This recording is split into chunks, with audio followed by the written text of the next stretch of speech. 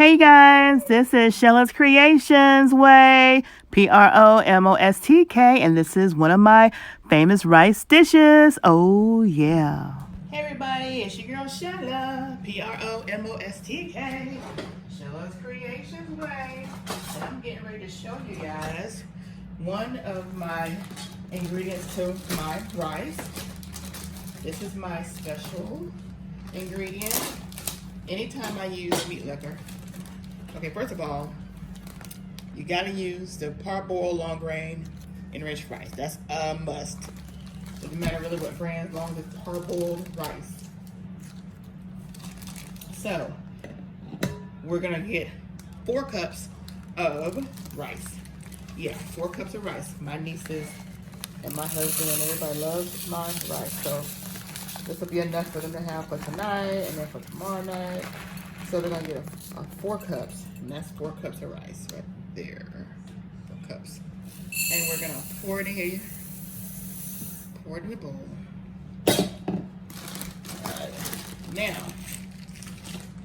any type of meat liquor you have, and I mean any type of meat liquor that you have roasted in the oven, you wanna save that meat liquor, and that's what you're gonna use for your rice. So, let's put this over here. And I already have out, this is actually the meat liquor that I did, if you guys remember, from my pork neck bone, barbecue pork neck bone with tiger sauce. So this is actually that sauce. And and for every cup of rice, you want to use 2 cups of liquid. So if I have 4 cups of rice, I need to use 8 cups of liquid. So my 4 cups right here is that good old brothy liquid right here. That's gonna go in my rice. I had it. You can put it in there frozen, or you can put it in there already thawed out. But what I did was I actually took mine and I put it in the microwave. And as I told you guys in my previous videos, you take it, you freeze that good old broth.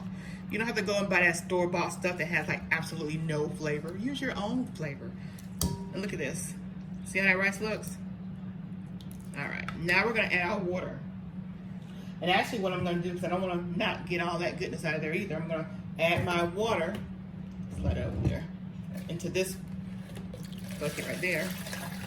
So I make sure I get all that goodness. And then I'm just gonna pour it over in there. And you don't have to really add any more seasonings, because all that meat liquor that you had in there previously from whatever meat you cooked already has all the goodness in there. Now you see this right here, see how it looks? Now I'm gonna put this, they call me the microwave queen, y'all. I'm gonna put this in a microwave for about 35 minutes. So it'll cook in there nice and good in the microwave. Again, I'm gonna put this in the microwave for about 35 minutes. And I'm gonna seal it up. Show y'all know how I do it. If you guys have been watching me for previous videos. I get my saran wrap. Got my niece over here watching me. And then I'm just gonna take my saran wrap and just put it across here. Like so. I have pork chops in the oven. I did that off camera, but my nieces were here to watch me do that. So you just want to seal this up right here. And as you can see, the ratio of the fluid versus the rice. See that rice at the bottom? So it's going to soak up all that goodness. Now we'll go ahead and put this in the microwave, and we'll see you back when it is done. All right, you guys, I just got the rice out of the microwave, and there's that dome, and we're getting ready to release that pressure. Just be careful not to burn it. Ooh, yeah.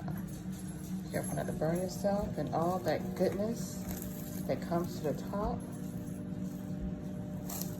Oh, yeah. So this is the rice, and we'll see what they think about it.